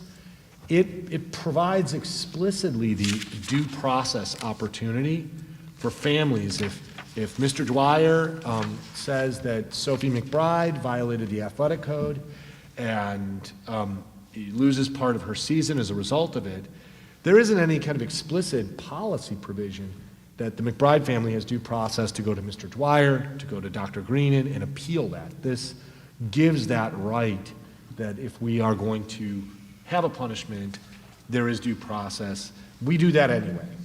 If Mr. Dwyer got a call, Dr. Green got a call, they would certainly sit with families. So this just puts that in policy. 7:250 updates Aaron's Law, includes some new Aaron's Law counseling options, assistance, intervention, things that we need to do, basically things we need to be ready for in our guidance department and our social workers. 7:290, I just want to pause on, I think it's an important one. It is suicide and depression awareness and prevention.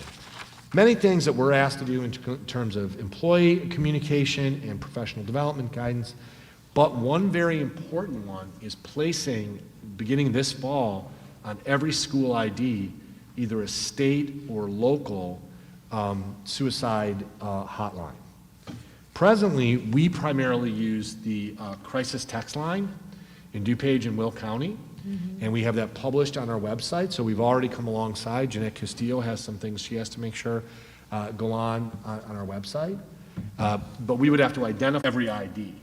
There is a school of thought that when we talk about suicide, it encourages suicide, and I would just... Also, I think, Luann, the training goes to how do you openly talk about when someone dies by suicide or that phenomenon.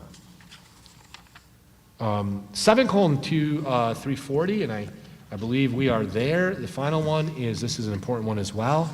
This policy protects school records for any student less than 18 years old that we receive from the police.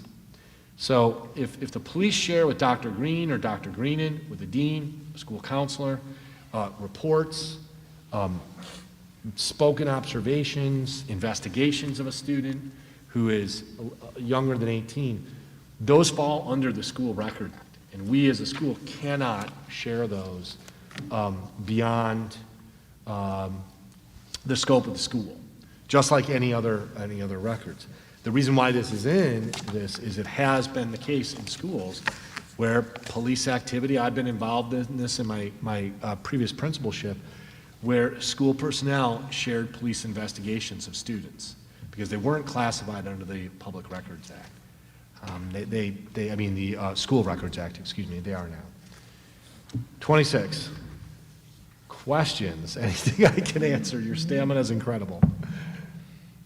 Very thorough.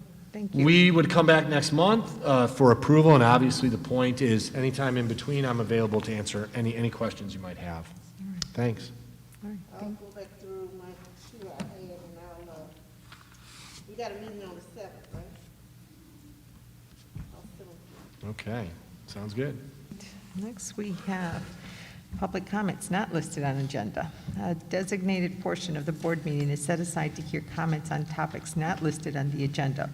A person wishing to speak must sign in and provide all information requested on the sign-in sheet, including the topic they will be addressing. The board president will call speakers up by name, announcing their time to comment. A time limit board follow-up. The school district expects mutual respect, civility, and orderly conduct among all people on school property or at a school event per Board Policy 2:230 and Policy 8:30. Any person who engages in conduct prohibited by this policy may be ejected from school property. The person is also subject to being denied admission to school events or meetings for up to 1 calendar year, and I believe there is none. Okay. All right, next we have reports, the overnight field trip. And really, we can put these two together. I'll have Dr. Green and Dr. Green. Do you want to comment on either, on both of these? Sure. Great. Sure, yes, we do have two overnight field trips, and actually both are taking place this weekend. As you saw, we had our IMEA state qualifiers. They'll be heading down to Peoria. There will be 12 kids. And then also our bowling team, they annually go to the Dixon tournament, so they usually leave on Friday night, and so we'll have 8 students attending the Dixon tournament as well. So those are the two overnight trips that we have, and like I said, that will be this weekend.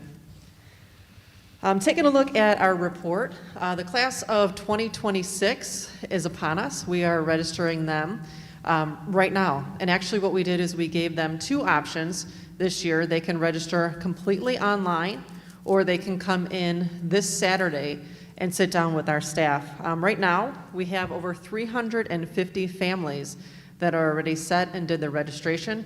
We expect that number to climb by the end of the week.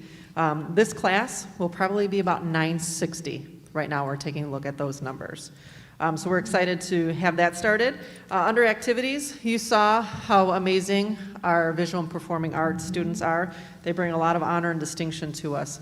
So you honored the All-State Choir and Band tonight, and then Wind Symphony, again, will be traveling down to Peoria.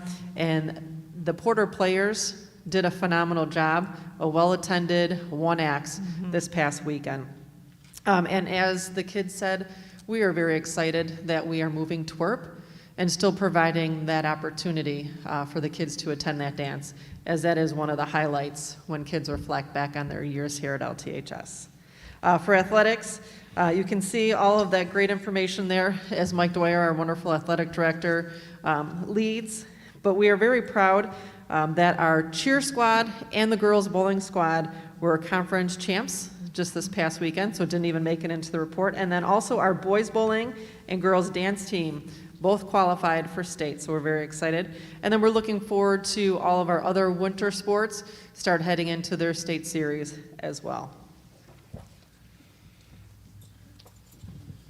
To summarize the discipline report from Mr. Bartley, as you could see, the month of December, we had a decrease in the amount of major incidents, which of course is a good thing. It was also highlighted by our student leadership group as we continue to meet with our students, myself and Mr. Bartley at East and Principal Green at the Freshman Center. But it was exciting that the students thought of an idea to pass out candy canes the Friday before semester assessments. So that was a big hit, but I think was even more exciting was that Santa Claus visited both campuses and was quite the hit. It was like a rock star coming through both campuses. I did, Dr. Green, inform the board that this was a new consulting agreement that we had with Santa Claus. Yes, selfies were being taken. He could barely leave the building. So it was a lot of fun. And again, it's just been great, Carrie and I being able to have the opportunity to meet with our students, and we'll continue to do so here early in the second semester. And for the rest of the school year. Who did this Santa look like? I'll just kind of look in the direction to my left, Mr. Navarra, so it was a big hit. To continue a little bit, and I wanted to include something that actually is not in the summary report, but also really to give a big thank you to Matt Bartley and Trish Sermon. You know, as we reflected a little bit on the first semester, we felt like, in talking with our union leadership as well, we felt like we wanted to put a little bit more of an emphasis on enforcing our electronic device policy, with earbuds being removed during the school day, phones away other than lunchtime, and our tardy policy as well. Matt and Trish put together a presentation for our staff on our Institute Day when we returned in January, and Matt presented. And we've really communicated this with the students. The deans at both campuses have done a great job in taking the time out of the day to explain to the students why we have these policies and how we are going to make a better effort to consistently enforce them. And we've already started to see some positive results from this. So, and again, really want to give the credit to Matt Bartley, Trish Sermon, and our deans at both campuses for doing a great job. You could also see some pictures that were included in the report as our deans continue to do work during Compass with our students, to interact with those students who might be struggling a little bit, but then also to make sure that there's some positive rewards that are being acknowledged to the students as well. So again, we're so pleased with where Compass is at this point. Like Mrs. Cooper said at the beginning of the meeting, Carrie and I had the pleasure of meeting with her and a couple other union leadership members today as we talk about not only what's positive about Compass, but of course what we can do to improve it as well. You could also see from the report that our attendance in the month of December was a strong 96%. So we look forward to that number continuing to stay strong as we work together with our deans and guidance counselors with our students. Any questions? Thank you. Thank you.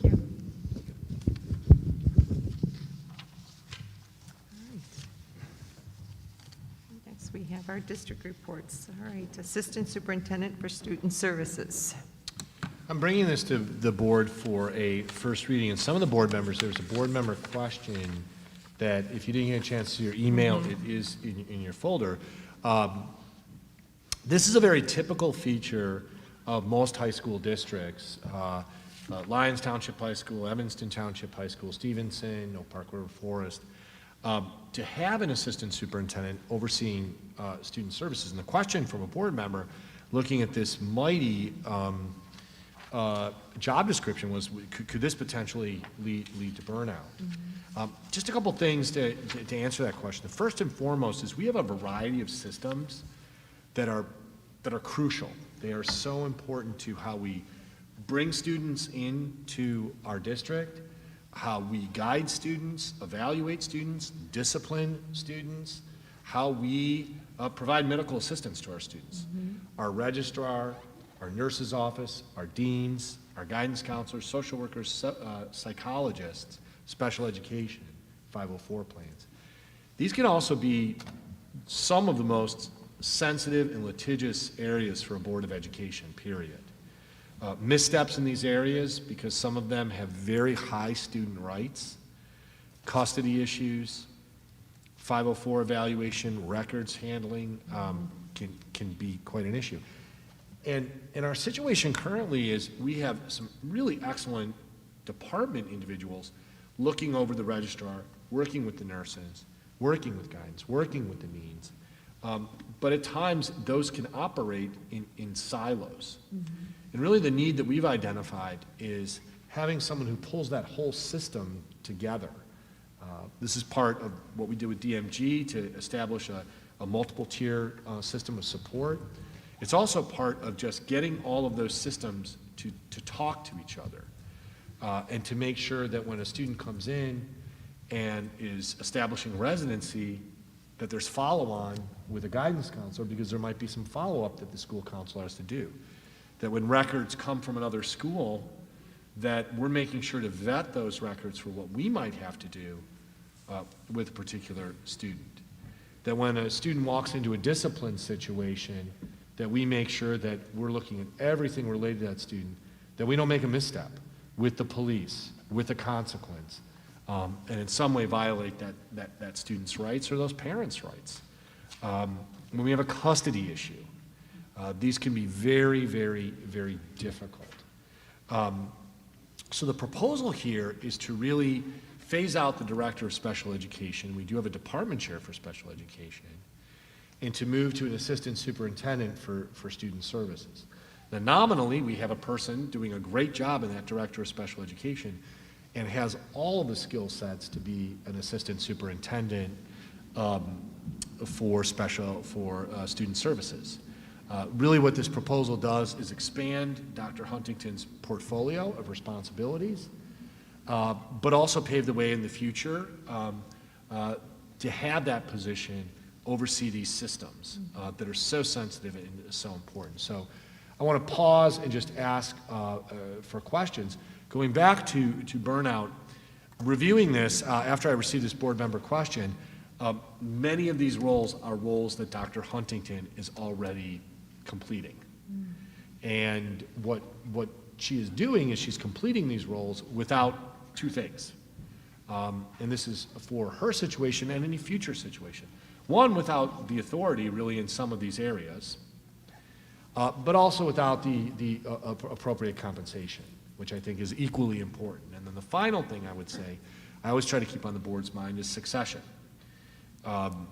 We have a number of senior leaders who will be retiring in the next 3 to 4 years and doing two things. One, putting in the firmament administrative roles that will help us with succession. Also administrative roles that would be attractive if we ever have to hire from outside.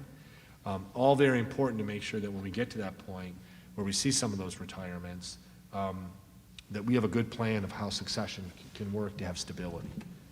So let me just pause there and see what questions board members have. We would not approve this till next month.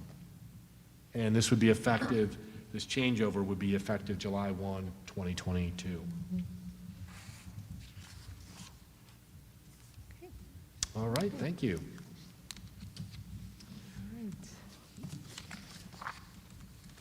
And then when you have the first reading of the 2022-2023 school calendar option. Yes, there is going to be school next year. It's going to happen. So what I did is, typically I will prepare and put in front of you two calendars.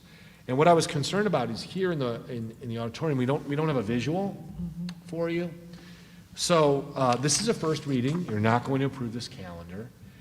What's happened leading up to the preparation of this? Had great partnership with Mrs. Cooper. We have a calendar committee that is primarily comprised of lots of different employee groups, union members, to get their eyes on decisions we might make to fashion their year. We've vetted this with our steering committee. We've vetted it with all of our department chairs. We've done a survey with our parent community as well. And done a survey with our staff. A couple of different results from those groups. Coming out of the staff, sort of a resounding couple of priorities. One is everyone agrees, regardless of what staff group we're talking to, that the semester should end before winter break. That when we leave for winter break, that's a clean break for 2 weeks. We should align as closely as we can to our feeder schools. We should attempt to have balance between the semesters in terms of days. Something new that our department chairs and I think our union leadership and many of us felt very strongly about is in our staff survey, our staff really asked for going as late in August as possible. And even though that is just a couple days, because you can't go so late and still land on ending the semester before winter break, you just can't do it. But I think it's psychological for people and for families. And then also there's always a lot of attention paid to the end of the school year. I found that was a little bit divided. Some staff members felt very strongly I'd like to end the school year before Memorial Day. Other staff members said, we're really doing final exams a few days after Memorial Day. To go a little later in August, just fine with me.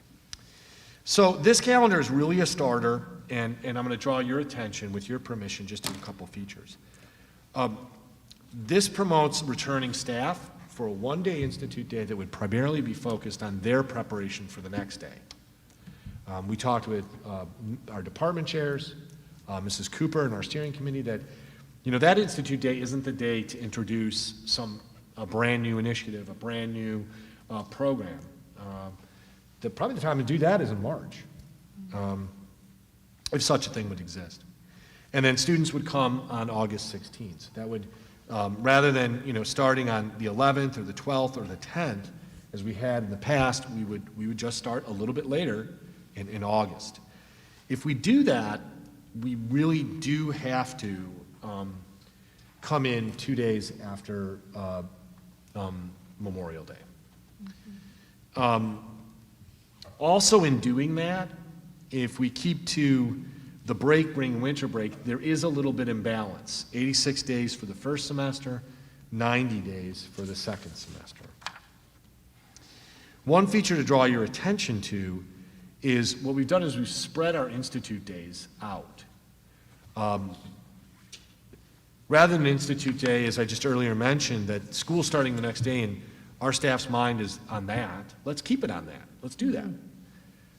But an institute day on October 7th before a long weekend might be the right time to introduce where are we, take a refresh, step back as an institution, and reassess where we've been. We do have a new holiday, and that is Election Day. And our contract requires that if we have parent-teacher conferences, working at night, our staff has the next day as a non-attendance day. So here we're proposing on the night of November 7th, with the very next day, Election Day, would be a day that's required by law of non-attendance. We did work through with some staff members said, wow, that's awfully late. But the truth of the matter is with voicemail and email, we're willing to do parent-teacher conferences anytime. We are always open. We're reaching out to students through Compass. We're reaching out to parents. Parents are reaching out to us. So this is really a placeholder for an official meet and greet, but it's happening all the time, especially with students who are struggling. When you get to winter break on December 2022, we really struggle. All of our feeder schools are getting out, except for Milne, Kelvin Grove, are getting out on the 21st. We really struggled moving days around, but just felt the 23rd is awfully close to the Christmas holiday for families.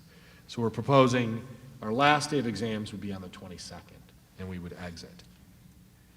Coming back in January, our teachers would, and staff, I should say, would come back to an institute day on January 9th and our students on January 10th. That would leave a couple of other features. It would leave an institute day on March 3rd, and we've tried to do that to correspond to DuPage County. On that particular day every year has a very rich countywide institute day that many of our staff are going to this year. It's just so rich. And then Kazimierz Pulaski Day on March 6th. Spring break would be the exact same spring break as all of our 7 feeders. A local holiday on the 7th and 10th, right there at the beginning of April, correspondent to the Easter holiday. And then the exit on the 31st with graduation on June 3rd. One feature that all stakeholders felt on the staff side was important was in every single month on this calendar, we have at least one 3-day weekend. And we've just become attuned how important that is for staff and for students and for families just to slow down and refresh. So important. In our parent survey, there was one resounding request by parents, and that was to align our calendar as much as possible to the feeder schools, and this really does that. Credit to Kathy, alignment to us and to each other. So I've done enough talking about the calendar. We did put a sheet if you wanted a supposal of what could other options look like, but let me just stop there and take your questions. That's the most important thing in a first reading. I have a quick question. Sure. What is for the second semester finals, what would the dates for those be? Yeah, good question. If you look at May 2023, they would be Friday the 26th, Tuesday the 30th, Wednesday the 31st.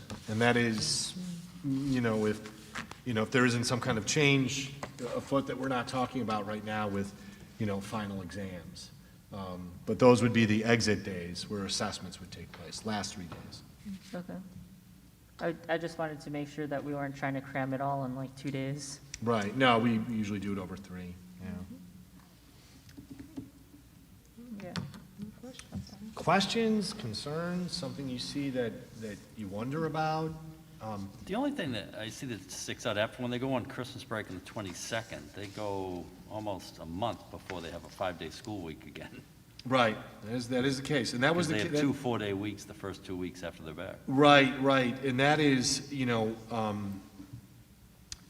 so one difficulty, that's a really astute observation. So let's say our teachers had 2 full weeks and came back on Institute Day, Friday, January 6th. And then students returned on the 9th. We could do that. The dilemma that creates is then we only come back for 1 day on May 30th.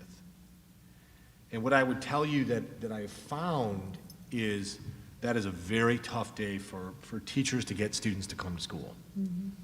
There are a lot of calling in, a lot high absenteeism with that just 1 day hanging out there.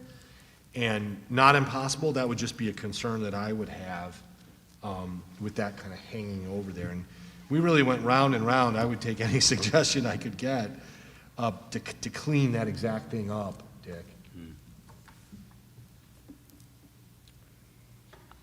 As a former student of the school, I will say that one of the hardest breaks to come back from is actually Christmas break, because it's to come back to like a 5-day week right after Christmas break. It seems almost overwhelming that you just don't have as much energy as you do because you've been gone from school for so long. So I actually do like that it's like 2 incomplete weeks before you start actually like getting into the like a full week. It's a little bit of like an easement for some students. What's next? Based on your feedback, and I would continue to look for your feedback, I'm planning on meeting with the calendar committee next Wednesday, February 2nd. We would meet with our steering committee, talk again to our DC council. Mrs. Castillo and I have talked about sending out sort of okay to the community. Here are the results of the survey. Did we hear you correctly? Here's a calendar that we're considering. So just doing a little echo feedback to say, before we anoint this on February 28th, let's just double check our work. Surely there might be like the issue that you raised, Dick. Surely someone might think of a better idea. Or perhaps our teaching staff would say, hey, that's a great idea, and we really don't mind coming back on May 30th just for 1 day. So we'll look for all of those ideas.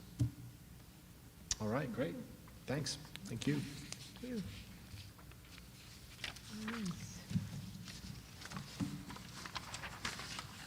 Okay. All right, next we have the capital project expenditure and interfund transfer summaries. And as customary, these are just, a record for you of all of the interfund transfers that we've done, just so the board is apprised and aware of them. Yes. Okay. Next, we have the maintenance report. Maintenance report, as always, a lot going on, especially over winter break. Mr. Thompson and staff have been very, very busy. And I would just say also, day on, meeting with the mayor and the superintendent, L-Town grounds, just always such experts at being there for us. Having a game at Central, a basketball game at Central, just really there for us and always setting things up. The Porter room is almost finished. Brand new panels. Thank you, Mr. Thompson, for working that out and fixing that. We just have to get the LED panels up. We had some very cold weather the last month, and we found out what works and what doesn't work. There were a couple very chilly rooms, both at Central and East, so we found out all about coils and heaters that weren't working, and things that burst. And so Mr. Thompson and his staff has taken care of that. We're also working closely. We're continuing partnerships. Mr. Thompson's working closely with Angela Huntington. It's all about training and employment.